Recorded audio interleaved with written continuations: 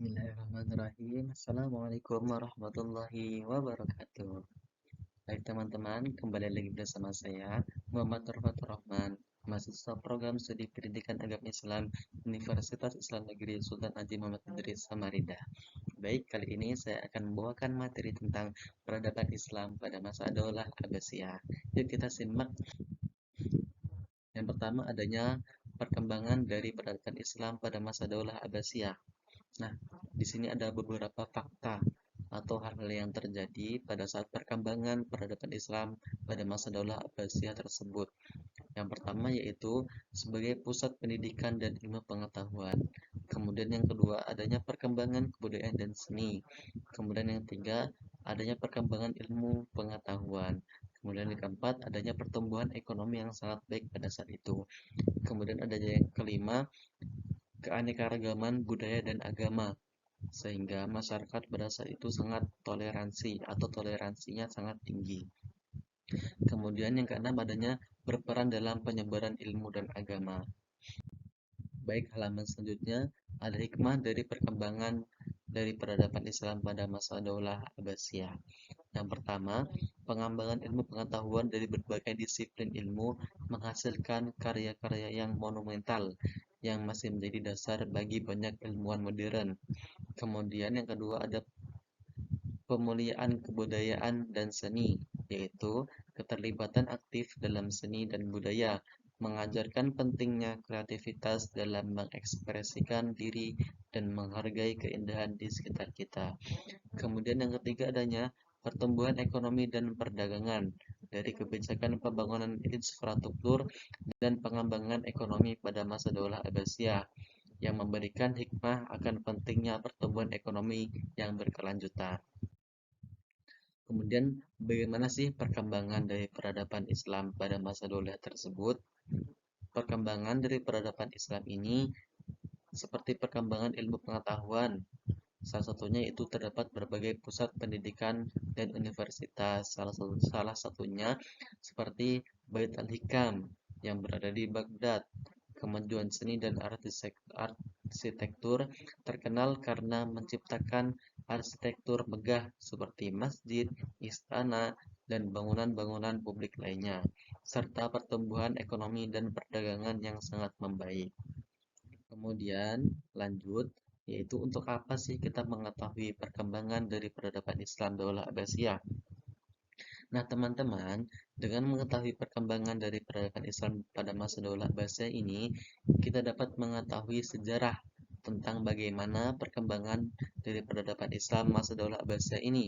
Di antaranya, kita dapat mengetahui sejarah-sejarah dari perkembangan ilmu pengetahuan. Salah satunya yaitu berbagai pusat pendidikan dan universitas seperti Bait al-Hikam di Baghdad yang menjadi tempat penyebaran dan pengembangan ilmu pengetahuan, termasuk ilmu filsafat, ilmu kedokteran, ilmu matematika, ilmu astronomi, dan lain sebagainya. Sehingga mengetahui asal dari mana atau berkembang di mana ilmu itu ada. Kemudian lanjut ke beberapa faktor yang mendukung sejarah berdirinya Daulah Abbasiyah. Beberapa faktor yang mendukung sejarah berdirinya Daulah Abbasiyah. Yang pertama yaitu adanya kekuasaan Daulah Umayyah yang tergantung pada kekuasaan militer. Jadi pada masa saat itu kekuasaan daulah ini tergantung pada kekuasaan militernya yang bersifat otoriter sehingga masyarakat pada saat itu kurang setuju atas kebijakan pemerintah yang diputusi saat itu. Kemudian yang kedua adanya dukungan dari kelompok masyarakat. Nah, adanya dukungan dari kelompok masyarakat ini karena mereka tidak setuju atas kebijakan-kebijakan yang dilakukan pada saat itu, sehingga mendukung Daulah Abbasiyah ini untuk maju menggantikan posisi Daulah Umayyah. Kemudian yang ketiga adanya propaganda politik yang efektif. Jadi pada saat itu memiliki propaganda politik sehingga dapat memicu atau dapat mengambil hati, menarik simpatik masyarakat pada saat itu. Kemudian ada dukungan dari para ulama sehingga dipandang masyarakat Daulah Abbasiyah ini berkembang baik. Kemudian adanya keahlian militer dan organisasi yang kuat atau yang tersusun, sehingga sangat mudah untuk menggulingkan kepemimpinan sebelumnya. Kita lanjut, hikmah dari faktor perkembangan Daulah Abbasiyah. Jadi Daulah Abbasiyah ini memberikan contoh tentang bagaimana sistem pemerintahan yang stabil, kebijakan toleransi, pengembangan ilmu pengetahuan, dan pertumbuhan ekonomi yang berkelanjutan dapat membawa peradaban ke arah yang lebih maju. Hal ini memberikan inspirasi bagi negara dan masyarakat modern untuk mengadopsi kebijakan yang serupa guna mencapai kemajuan dan kesejahteraan bagi masyarakat secara keseluruhan. Kemudian lanjut ke hal-hal yang mendukung perkembangan peradaban Islam selama masa dinasti Abbasiyah. Yang pertama ini adanya kebijakan administrasi yang efektif atau yang bagus. Kemudian yang kedua, pengembangan ilmu pengetahuan dan kebudayaan. Kemudian yang ketiga, adanya pengembangan arsitektur atau seni. Kemudian yang keempat, adanya pengembangan sistem pendidikan. Kemudian yang kelima, adanya pendidikan dalam bidang agama, sastra dan ilmu pengetahuan berkembang pesat. Kemudian yang keenam, adanya pengembangan perdagangan dan ekonomi. Terus mengapa sih kita harus mengetahui faktor pendukung berkembangnya Daulah Abbasiyah?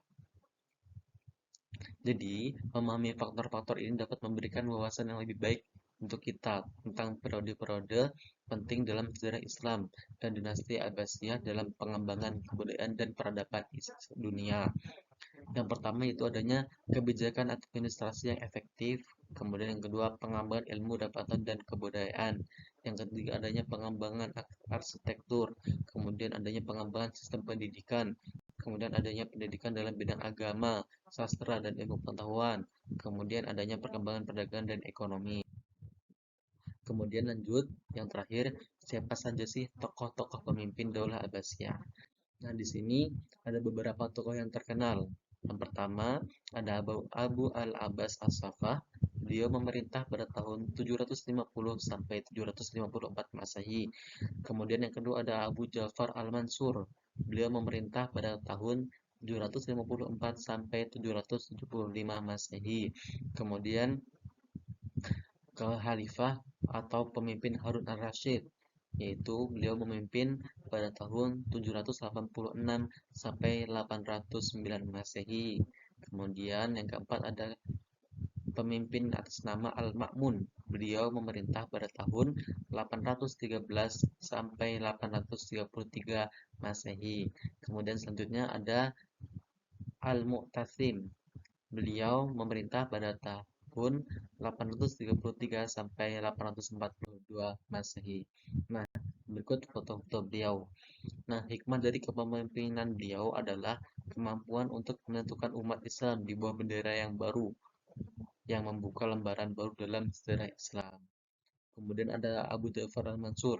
Hikmah dari kepemimpinan al-Mansur, kita dapat mengambil inspirasi tentang pentingnya stabilitas politik, konsolidasi perusahaan, ketekunan dalam mencapai tujuan, pembangunan infrastruktur, dan dukungan terhadap kebudayaan dan ilmu pengetahuan untuk mencapai kemajuan dan berkelanjutan bagi suatu negara.